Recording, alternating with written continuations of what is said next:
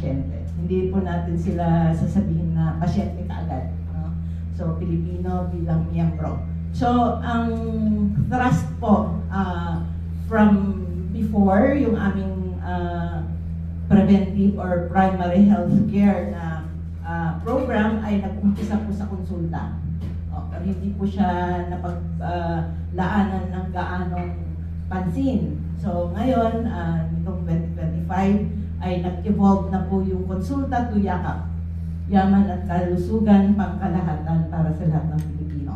So ang aim po niyan ay i-protect po bawat Pilipino na magkaroon ng chronic kidney diseases.